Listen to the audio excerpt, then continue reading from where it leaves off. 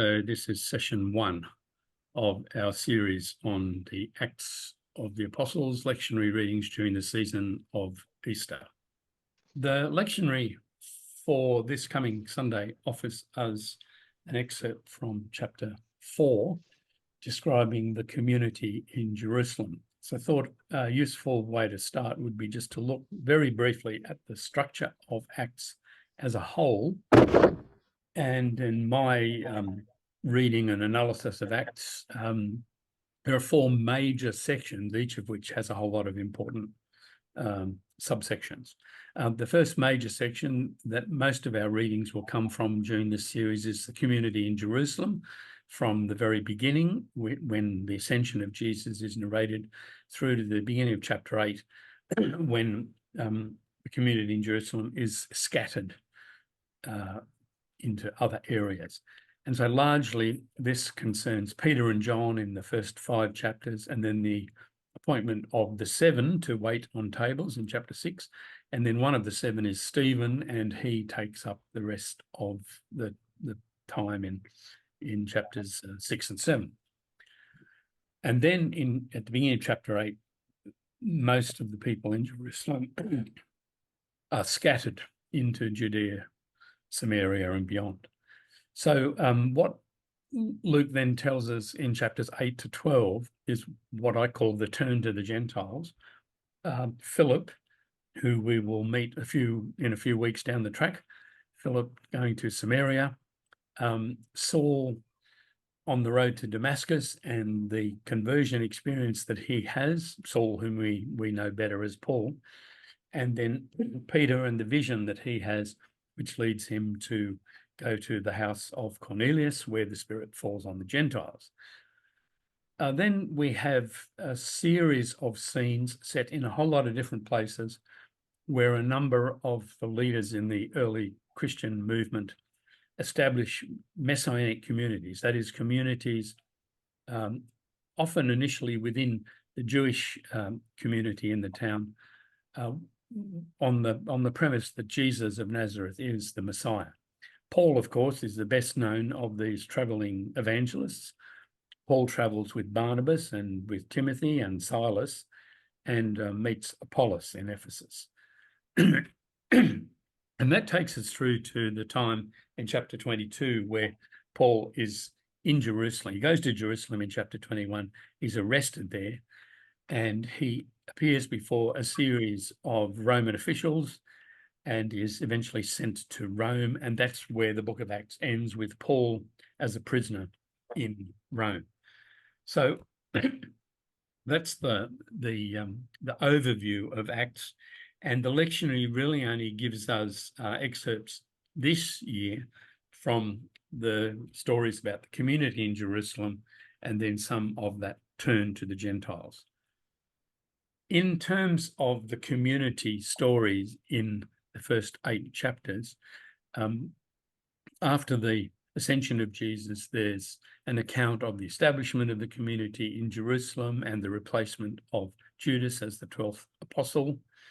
There's the very well-known story, which takes up all of chapter 2, of the day of Pentecost.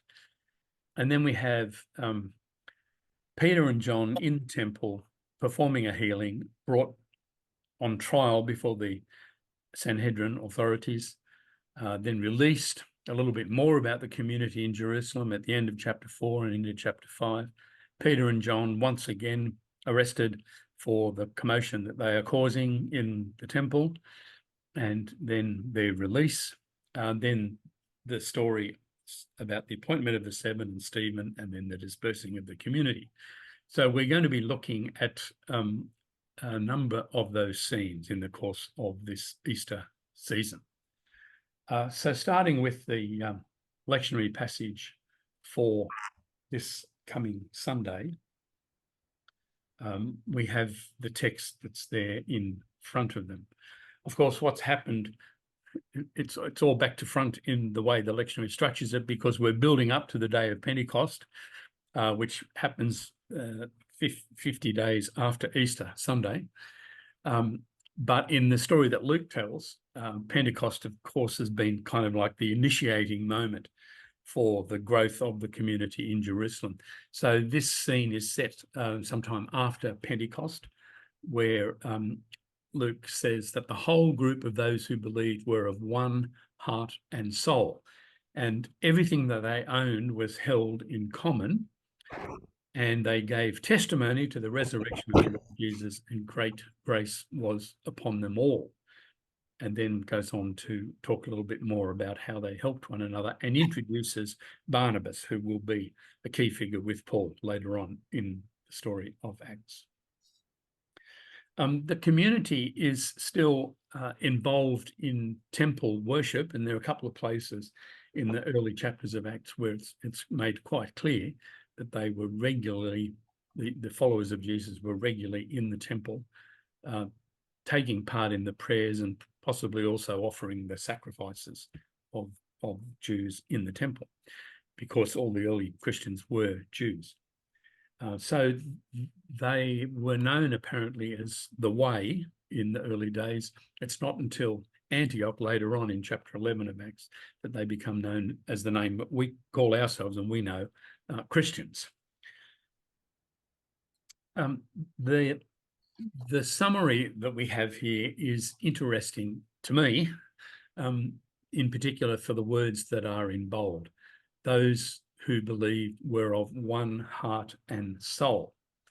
And Luke, who I think is a very educated person of the time, is researching his material, and he's writing it in Greek. He says he's writing to Theophilus, and he provides a description of Jesus and then of the movement that Jesus initiated, which in many ways connects with how another educated, Hellenized, Greek-speaking person such as Theophilus might have understood things. So a number of commentators have noted that being of one heart and soul is one of the phrases that's found again and again in ancient Greek literature, one of the so-called friendship sayings. So being of one heart and soul, friends have one soul, the goods of friends are common property, and common property, of course, is a key element in this description. So I've put into the resource notes some of the writers from back in the time of Aristotle through into the 2nd century, the time of Plutarch and Diogenes Laertius, some of the Greek writers who use this particular saying. So it's kind of like a well-known Greek proverb. Quite interesting, I think, that Luke highlights that in this passage here. We know that Jewish writers also used this phrase. The two major Jewish writers of the 1st century, Josephus and Philo, each use this kind of description, this saying, and the commenting on the goods being held in common, property being held in common, when they describe the Essenes, that community who we believe was the community that collected the Dead Sea Scrolls. So Jewish writers are using this Greek proverb, and of course it's not exclusive to Greek, because again, in Deuteronomy there are a number of places where Moses, in the story of Deuteronomy, commands the people of Israel to love God and observe statutes diligently with all your heart and with all your soul. So it seems to me that Luke, this is one place of a number of places where Luke, as a Hellenized person who knows the Jewish tradition, who is immersed in the Greek-speaking culture of the time, is able to convey something about the early Christian community to his readership, to Theophilus and those that would be hearing his works in the future. He skillfully weaves together Jewish and Hellenistic elements. Now, Luke is writing a number of decades after the events that he's describing, and he makes no claim to, whoever Luke is, the author of this book, makes no claim to actually having been there in Jerusalem for this first section of Acts. So he's relying on what other people have said, what other people have passed on to him.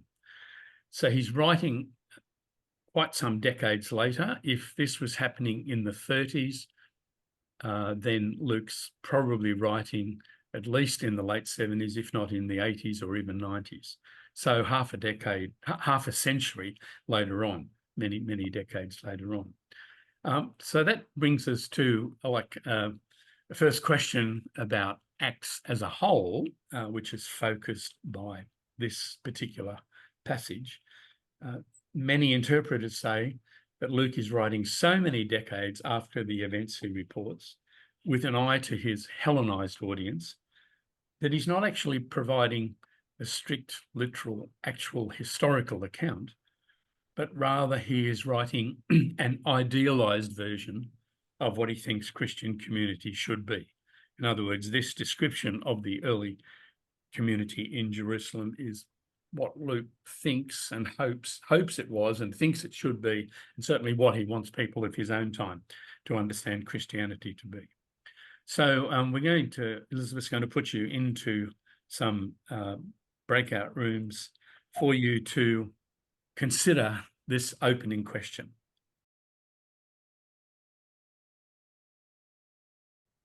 Well, how did you go with that particular set of questions, or that very long question, depending on how you want to look at it? Is Luke writing something that he thinks is palatable to his Hellenized audience? So it's not an historical actual rendition, or is he doing something different? What do you think? Certainly don't think it's historical, and I think probably the early church, in fact, if there was a development, was outside Jerusalem, because there's evidence that people were fleeing from Jerusalem immediately after the crucifixion in terror, because they were frightened that they were going to be picked up and might end up on a cross as well.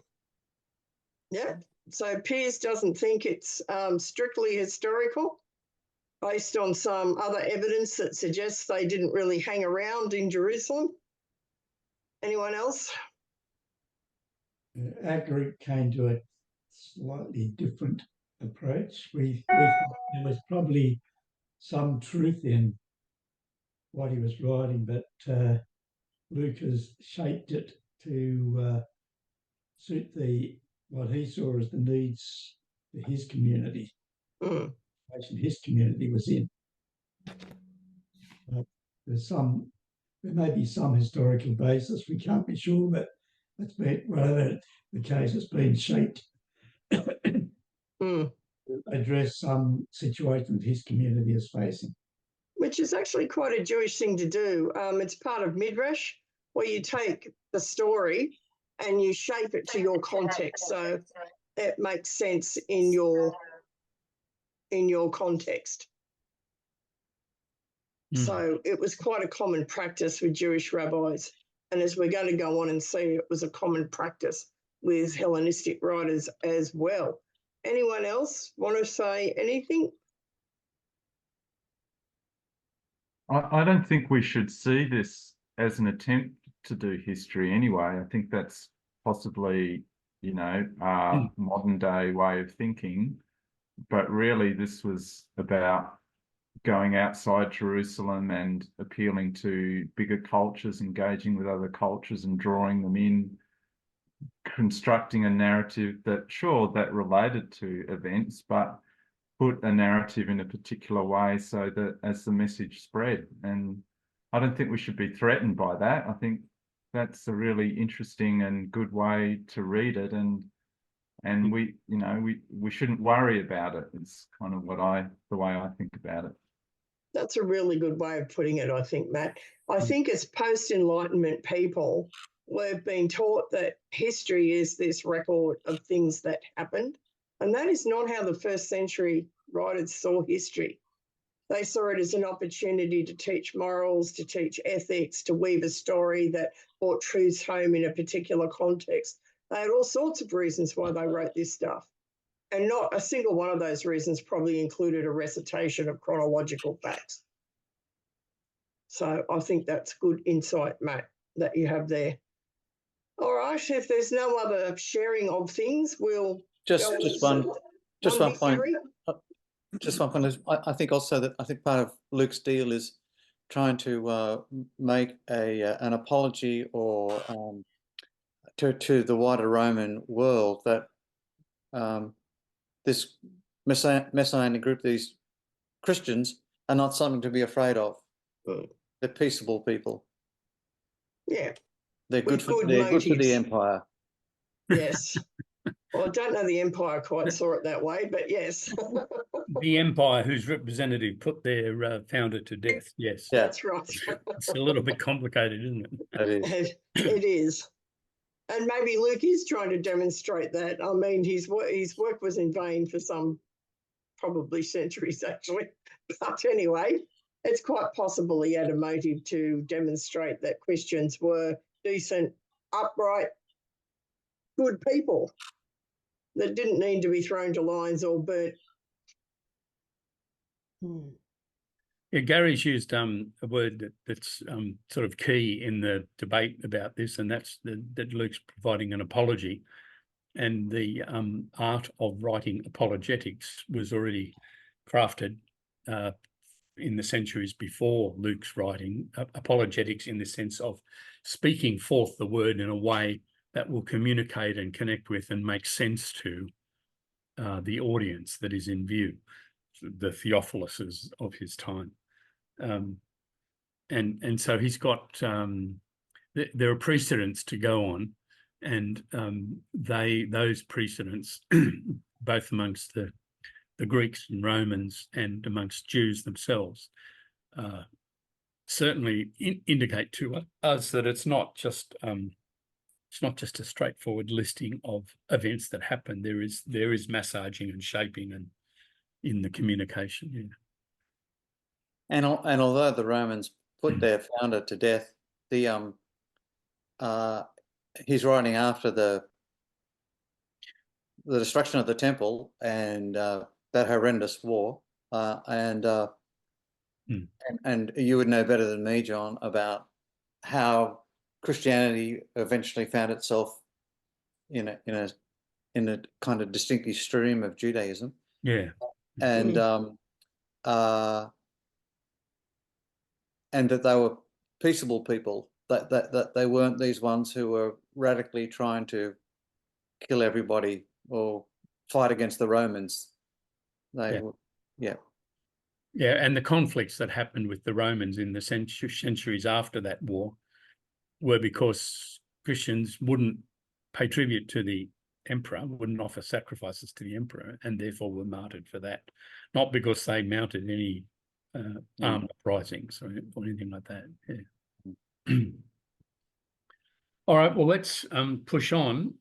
We've devoted the rest of this session to thinking about speeches in Acts, and particularly using Peter's speech that he makes on the day of Pentecost, which comes before this summary and before what we're going to be looking at next week, which is the healing of the lame man. But the speeches in Acts have been particular interest of mine for some time, and there's quite a lot been written about them. The speech that Luke attributes to Peter on the day of Pentecost is, in my mind, it has the same function in the book of Acts as the sermon in the book of Luke that Jesus gives in the synagogue when he goes to his hometown, picks up the scroll, reads from Isaiah and says, today these words have been fulfilled in your hearing. That kind of sets the theme for the gospel that Luke then writes beyond that.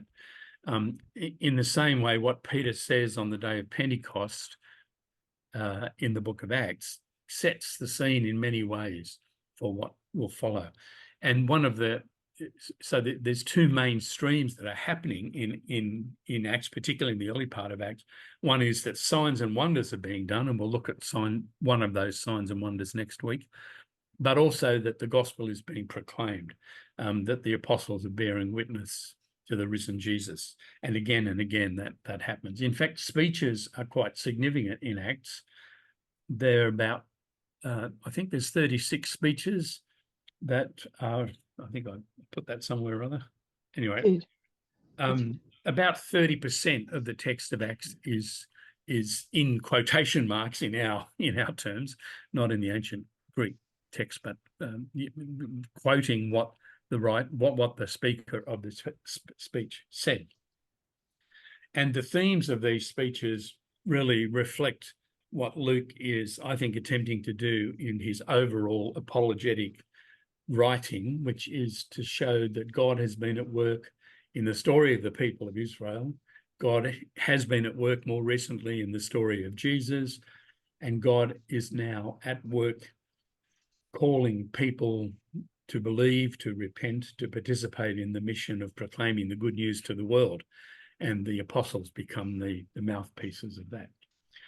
In fact, another little Hellenistic note, when Luke says Peter stands up on the day of Pentecost, he stands and declaims. And I've put in the resource material 2 pictures. They're not photographs. They are artists. They are artists' imaginings of what might have been what a Greek orator might have been like, and then another artist's imagining of what Peter on the day of Pentecost might be like. And you can see standing and declaiming. The Greek word that's used there is a very portentous word that really means to declaim. In a way, so Peter is speaking in a way that's typical of public oratory that Luke and Theophilus and other educated people in the Hellenistic world would have known, which is quite interesting, because Luke then later goes on to describe Peter and John as uneducated and ordinary men, because they were mere fishermen. They didn't really need to read or write. They just needed to catch fish and sell them. Nevertheless, he portrays Peter standing and declaiming in this way. And many interpreters draw at this point on what Thucydides, a Greek writer, historian of many centuries earlier, said that he did in his own work, and what it's believed that others in the Greek and Roman period did as they wrote works that are called histories. Thucydides is writing about what happened in the Peloponnesian War, and he says, he makes it clear that he wasn't there for every one of the battles that he talks about, that he's relying on what people have said and what has been passed on about them. Then he says, with reference to the speeches in this history, some were delivered before the war began, others while it was going on. Some I heard myself, others I got from various quarters. It was in all cases difficult to carry them word for word in one's memory. So my habit has been to make the speakers say what was, in my opinion, demanded of them by the various occasions, of course adhering as closely as possible to the general sense of what they really said, even though he's admitted he doesn't really remember everything of what they said. But he is giving them the words that he thinks would have been appropriate, should have been said, could well have been said on that occasion. So if Luke, the author of Luke and Acts, is like Thucydides, an educated person who knows rhetorical style, who knows what is expected in oratory, when he has his speakers speak, he wasn't there for most, if not all, of the speeches he reports. He has them say what he thinks would have been appropriate for the occasion. So this is the next question for you to ponder. How do you respond to the view that the speeches in Acts, what Peter, Stephen, James, Paul, and the Roman officials, what they say are not reports of actual speeches, but rather what Luke thinks was appropriate for the occasion, assuming that Luke is following the method that Thucydides has set out. So we'll go back into discussion groups for. Well, how did you go with that question about Luke's speeches and history?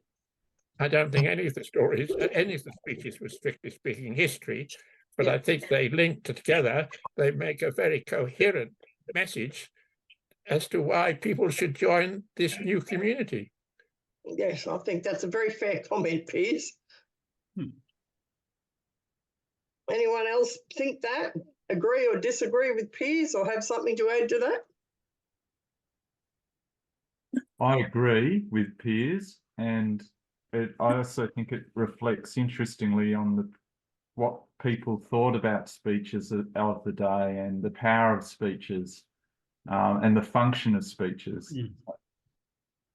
Yep, that's a really good point, Matt, because we tend to forget we're in a predominantly oral culture where things are read and listened to. They're read out rather and listened to. They're not like us who pick up our Bible or our book at home and read it. The illiteracy level was very high.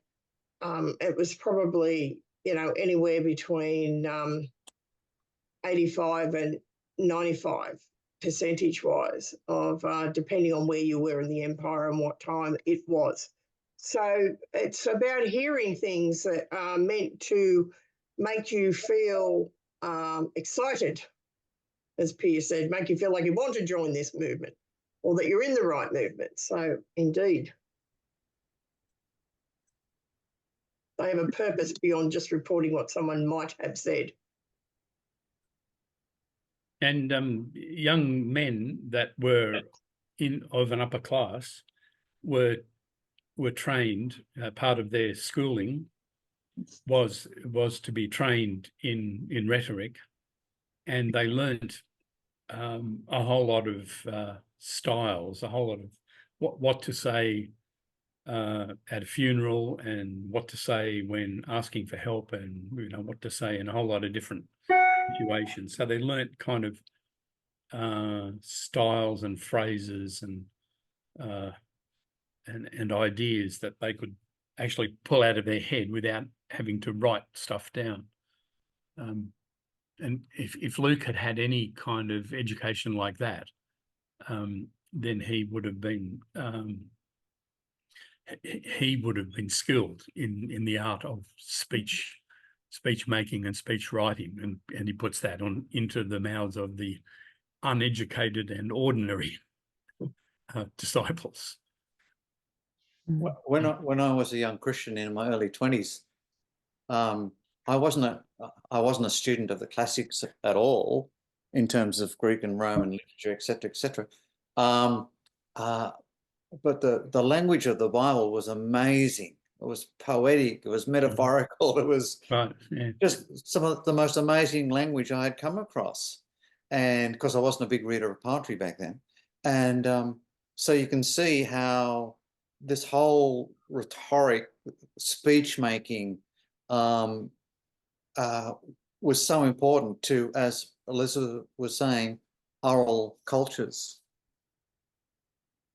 Yeah, it is. And it's how you teach people who aren't literate about what you see as greater truth or morals or ethical ways of living. It's about being inspired by heroes who are doing these wonderful deeds, and it's about lifting your levels from wherever you are to aspire to something greater. So it's all about that, and it is common practice for the ancient writers to do what Thucydides said he did. If I didn't know what they'd said or I forgot, I just got them to say what they should have said. That was appropriate to the occasion. Thucydides himself was pretty busy during the Peloponnesian War. He was a commander of several ships, and he was actually in the fighting. So I'm guessing he had other things on his mind when he was doing some of his writing. Yes. And he did have a personal dislike of some of Athens' leaders too, which may or may not have influenced the words he gave them.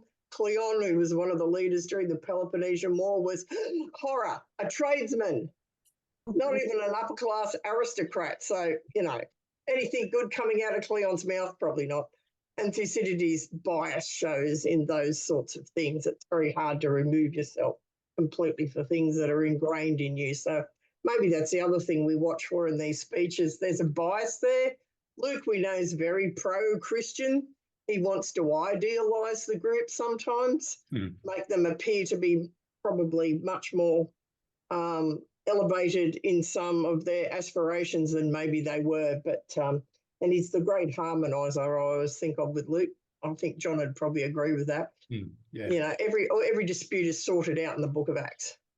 Unlike Paul, who's still sort of throwing barbs in his letters, the Jerusalem church, Luke doesn't think that way. And we found it hard to imagine that Peter, being an impoverished fisherman, would have the same level of education that Luke had, or No, he probably wouldn't. I always question this idea that Peter is some sort of crude peasant who's impoverished. Peter is very middle class. He has a fleet of ships. He has workers that work with him. He has a house. This is not an impoverished peasant. I mean, I know the middle class didn't exist as such in the first century, but if it did, that's where Peter would sit. He's got more than one boat. He has people that work for him. He supports a family. He has at least one house. That is not an impoverished peasant. So don't fall into that trap if you're reading Dominic Crofton. He's wrong. Just saying. All right, let's have a look at what Peter says in the speech. And I'm going to also compare that with some of the other substantive speeches where the good news is proclaimed. In your notes, I've noted that there are 36 speeches in Acts, but half of them are quite short, 1 to 5 verses in length. So they're not long, extended speeches. Surprisingly, the longest speech in Acts actually doesn't get a Guernsey in the lectionary at all, and that's the speech by Stephen, which would have gone on even longer had it not been interrupted by the stoning of Stephen, making him the first Christian martyr. And so it's a very interesting speech. I'll come back to that. There are a number of speeches in the latter part of Acts which Paul makes when he was a prisoner, and these speeches have been analysed, and they follow quite clearly the forensic style of making a defence when you are put on trial in a court situation. So Luke has Paul quite clearly doing that. But the speeches which preach the good news about Jesus are predominantly this speech in chapter 2, and then Peter in chapters 3, 4, 5, and 10. And we'll be looking at the speeches in 3 and 4 and 10 during this lectionary series, and the speeches by Paul in chapters 13, 14, 17. So I thought I would do a walk through what's in these speeches. And the key thing about this speech on the day of Pentecost is that Peter begins it and ends it by saying what was going on in Jesus was God at work through him. He begins this part of the speech by talking about the mighty works and wonders and signs which God did through him, through Jesus. And he ends the speech by saying that God has made this Jesus both Lord and Messiah. And it's not evident in the English, but the same Greek phrase is actually used there. What God did and God has made. It's the same Greek phrase. So it kind of bookends the speech. Then Peter here talks about the delivering up of Jesus. He says that he was delivered up by the predetermined plan and foreknowledge of God. Very strong language to indicate that what happened to Jesus wasn't just an accident, but it was an integral part of the plan that God had in mind for him. So he refers to the crucifixion, and because Peter here is talking to a group of Jews, he says to them, "You crucified him," although that's refined in other speeches about him being handed over to the Gentiles. It was actually the order of Pilate, the Roman governor, that sentenced Jesus to crucifixion. The resurrection then follows. You crucified him, the one whom God raised. And crucifixion and resurrection go hand in hand in a number of the speeches. Then he goes on to say that what has happened in Jesus is a fulfillment of prophecy. And quite twice he quotes David as the nominal author of the Psalms. So in verse 25 and again in verse 31, he says, he quotes the Psalms and says that this relates to the story of Jesus that he is preaching about. And finally, he says that we, the apostles, bear witness to this.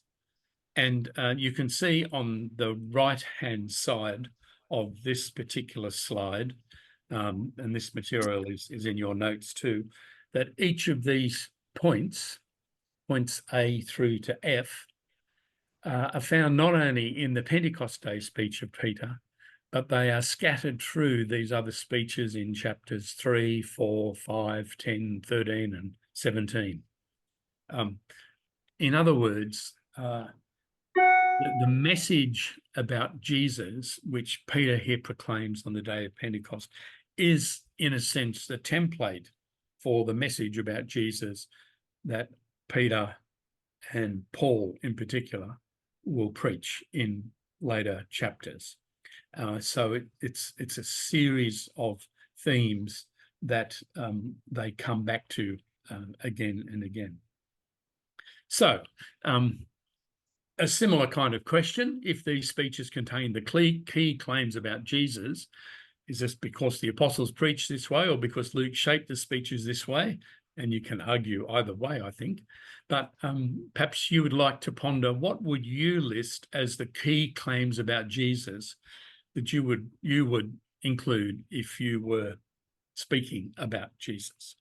So a little bit about the nature of these claims about Jesus in the speech, and then how would you shape your speech about the key claims about Jesus, so to speak? How did you all go with that question about, did the apostles preach that way, or did Luke shape the speeches that way about the key claims of Jesus?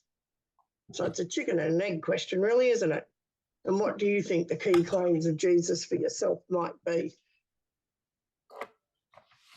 Second part of the question, we probably needed about 50 minutes rather than 5 minutes.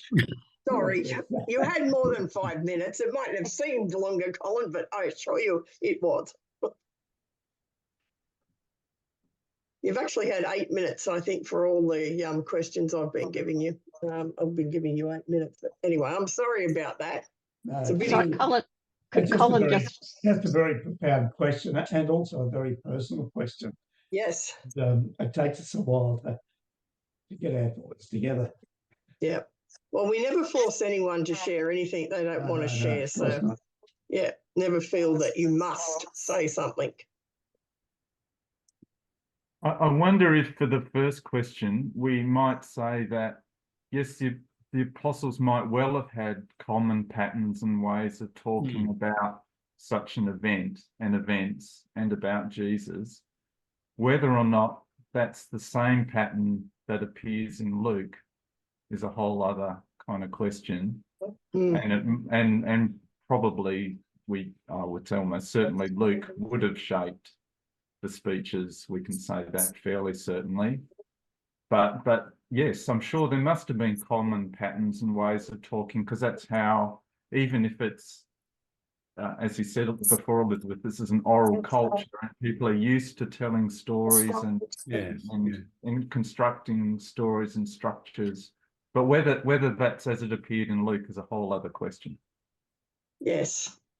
Again, I think that summed it up quite well, Matt. Anyone want to add to that or disagree with it? Well, I just just think the wanna- structure is something that's found in the Hebrew scriptures as well.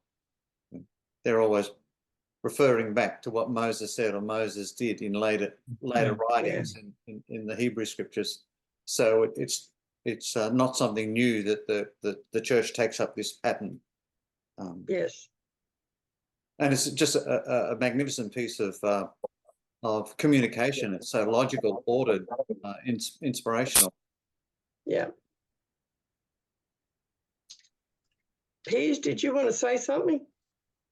Well, I was going to say that I think that the Jewish population has a reputation for argument and discussion and creating new ideas. And I think that Jesus would have gone along that way. I think he would have been more involved in discussion with the people that he was talking to rather than declarations in the way that the Greeks might have done. So a more conversational style of teaching. Yes, yes. Yeah. Just as we're having a conversational style of teaching too. Yeah, absolutely. And of course, that's the way Jesus does talk to the Pharisees across the synoptic gospels.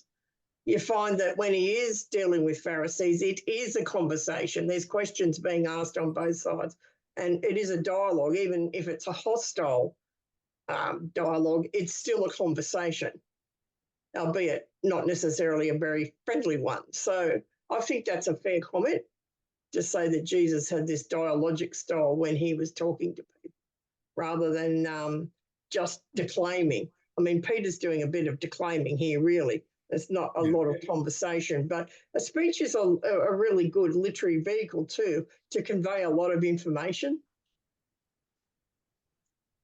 bring people up to speed, get them to understand what's being said and going on.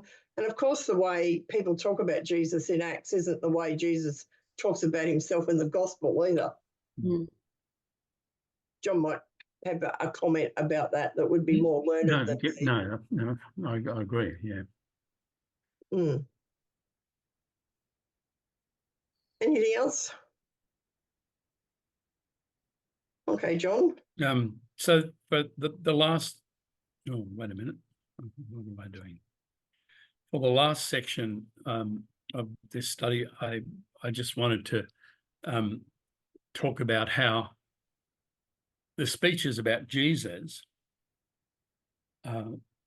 which we've been looking at, those speeches of Jesus are set in the story of the early decades of the movement that sprung up after the time of Jesus, but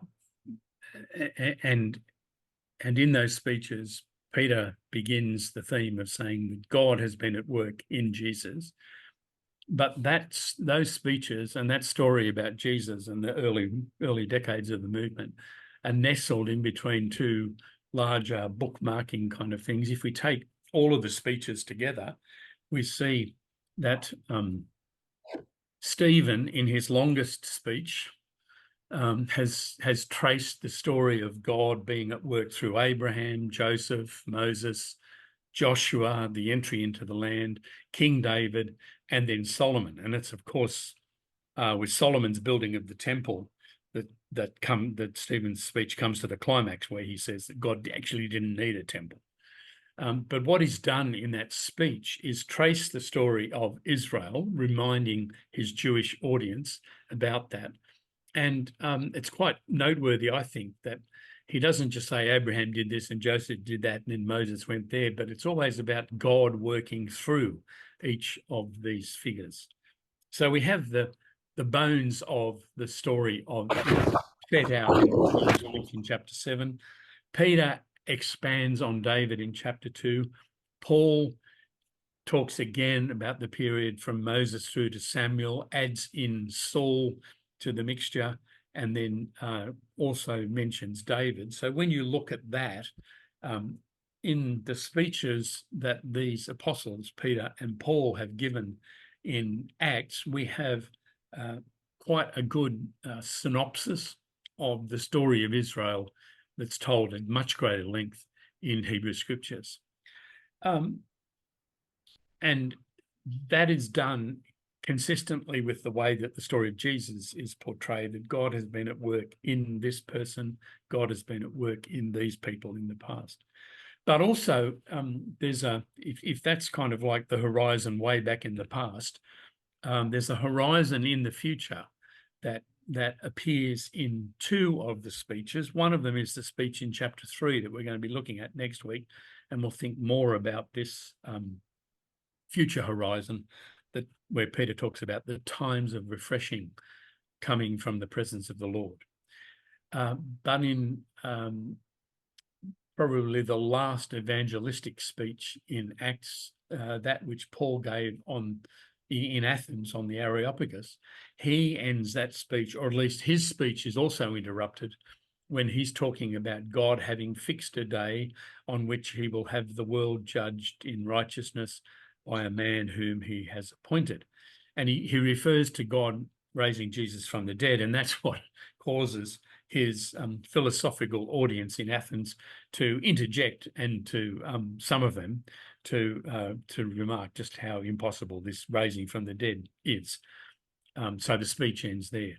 But both Peter and Paul in these speeches have set their sights on this future horizon in which God still will be acting to bring the eschaton, the end of time, the time of accounting for people. Peter says in Acts 2:23 that Jesus was handed over according to the definite plan and foreknowledge of God. But that plan and foreknowledge of God, if we take the speeches as a whole and kind of mash them together like this, that plan and foreknowledge of God seems to relate to the whole story from Abraham through Moses, Israel, Jesus, the early church, through to the time still to come in the future. Indeed, Paul in chapter 20, in the speech that he gives to the elders from Ephesus when he meets them at Miletus, Paul says he did not shrink from proclaiming the message, from teaching publicly, from going house to house. He did not shrink. I did not shrink, he says, from declaring to you the whole purpose of God. And looking at the speeches of Acts, we might therefore construct the whole purpose of God in this kind of overarching story way. So Luke presents the grand sweep of history from Abraham to Jesus through to the eschaton, taking place under the whole purpose of God. So we thought for these final questions, is this a helpful way for us to think about what's happened in history? And if it's a helpful way, what also might be some of the problems in adopting this overarching whole purpose of God as a way of understanding history? What are some of the problems in adopting this view? So that's our final question. Given we've only got 10 minutes, it Yes. might be better if you're happy to discuss it in the big group. Are people happy to do that rather than put you back into the small groups? Yeah. So how do you feel about this question that Luke is presenting everything is all under the purpose of God? What are the problems with that, or is it helpful? It's helpful psychologically. In what way, Gary? Because it gives God's in control. My life's out of control. The world's out of control. But wow, thank goodness God's in control. So that psychological kind of help that it provides. So are you thinking first of century or this century or all of the centuries? All of the centuries. All of the centuries, okay. So it's something that's a bit comforting to think that God is in control. Yeah, I'm not saying I agree with it, but I'm saying it's psychologically comforting Yeah. to every human being. Yeah. I have to say, speaking for myself, I don't find it psychologically comforting simply because I don't believe it. But that's just me.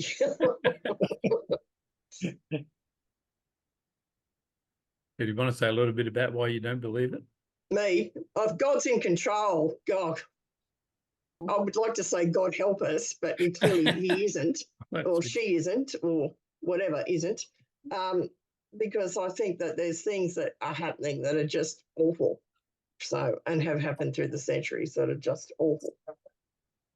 So I find that difficult to believe. The other problem it creates, of course, is that there's some terrible things that happen, not just in our world, but in this story. Like Judas is a good example.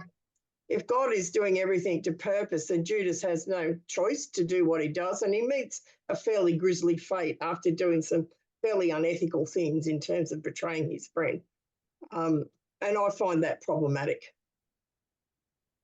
Because God's purpose is it just to take someone and make them do something horrible because they need to? I'm not entirely comfortable with that idea. So there you are. Theodicy is one of my interests. Don't get me started. It's not a good idea.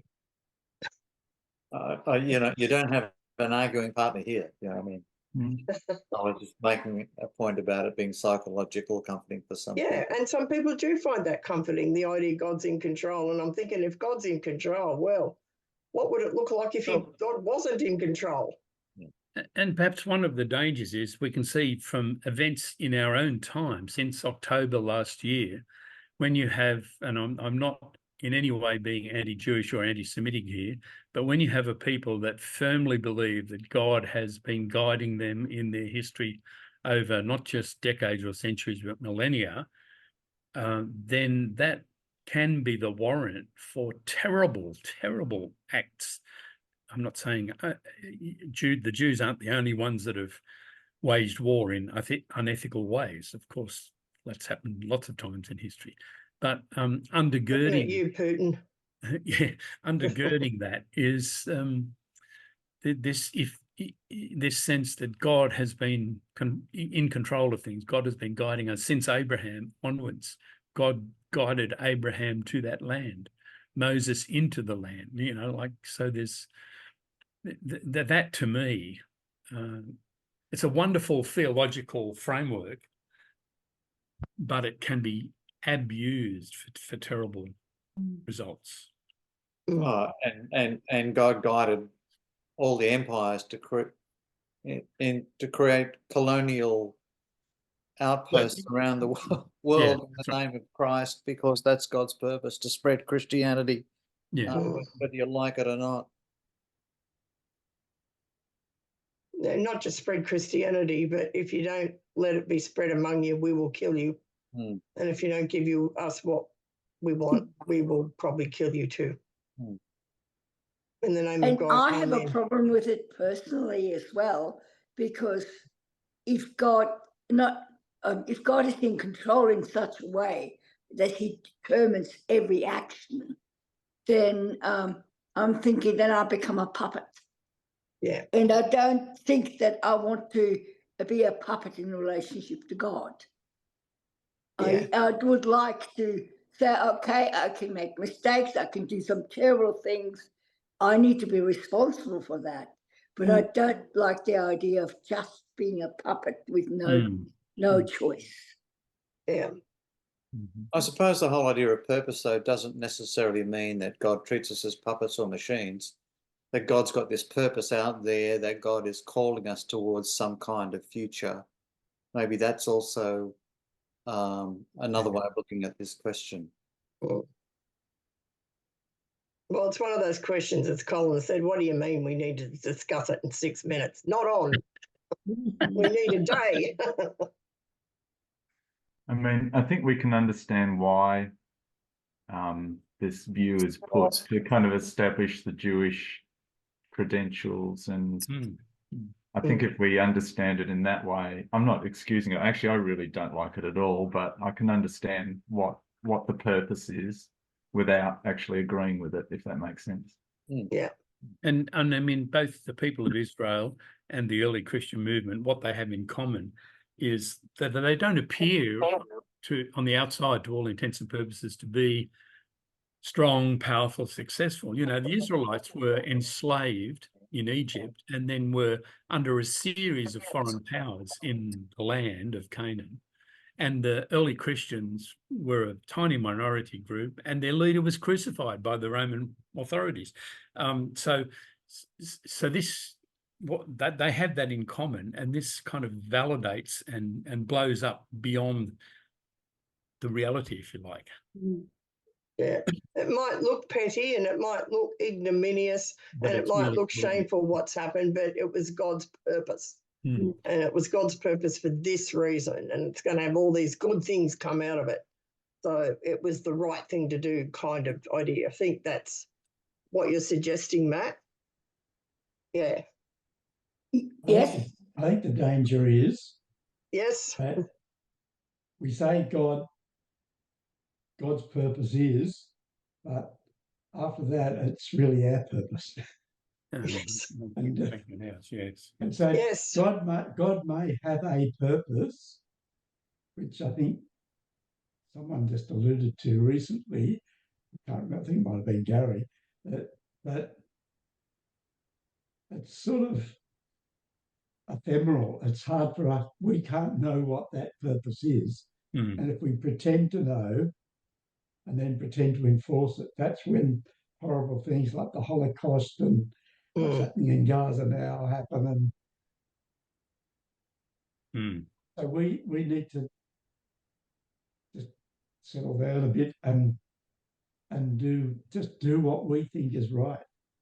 Yeah. And just hope that is fitting in with God's ultimate purpose. I think God's ultimate purpose, I could think we can see it dimly as through a glass darkly. Yes. It's things like love and caring for our neighbours and speaking out against injustice. And when we're doing that, maybe then we are in line with God's purpose. We're certainly in line with Jesus' teaching, which hopefully is in line with God's purpose, one would think. But yes, indeed, Colin. Margot, did you want to say something? I did. So how does Christianity survive all these years afterwards? Do you want to unpack that question a bit, Margot, with the intent behind it? Well, it forever amazes me that 2,000 odd years after crucifixion, that so many, that Christianity is observed at Easter, at Christmas, and why has that continued? Well, you could ask the same question about any religion because, Hinduism, for instance, is one of the oldest religions in the world. Does continuation make it right? The fact it's there. And we have the Jewish religion predates Christianity. It still continues. So I think in and of itself, saying something is there and continues doesn't necessarily make it God's purpose. One would hope it's in line with God's purpose, but not necessarily so. Like things like anti-Semitism, for instance, is millennia old. Is that God's purpose? I would like to think, no, it's not. So I'm not sure existence of something in and of itself demonstrates with knockdown argument beyond doubt that is God's purpose. That's probably the best answer I can give to that, Margot. I don't know whether you find that satisfactory. Yeah, that's just fine, thanks. Yeah. Okay. Anyone else got a comment? I'm very sceptical about all this business of God has a purpose. The early Israelites had temples with an altar to Yahweh, but an altar to other gods as well in the same temple. This doesn't suggest that he or she was very efficient at having a purpose. And also, if he has a purpose, why did he select only the Jewish people and not try and put it out throughout the whole of the world? Why do we have to go through all this chaos over the years? Because people have totally contradictory views. Perhaps, Thanks. perhaps it's our humanness that's the problem, is that we've been given free will by God. So we have the free will to disregard what his purpose is You know, he might be tapping us on the shoulder pretty heavily saying, this is what I want you to do. But he's also given me the free will to totally ignore that if I want. And greed and everything else gets in the way. That's why these wars are happening. That doesn't mean that the wars are God's purpose. They're a result of our human free will and greed. And part of the problem, of course, with any of these wars is the casualties that are usually the greatest are children. You know, 2/3 of the people who've died in Gaza are women and children. I think the count's something like 15,000 children. That's a very unacceptable number, I would suggest. It's innocence, isn't it? Yeah. Same as the Syrian war and with what's happening in Ukraine, you know, innocent children are often in really large numbers as casualties of this kind of thing. And it's hard to think that that must be God's purpose. Yeah. Well, we have come to the end of our time, good people. I think we've had some good discussions. So thank you for your presence with us today. And we'll have a few more back with us next week who've apologised for today. And John is bringing you more good news from ACTS next week.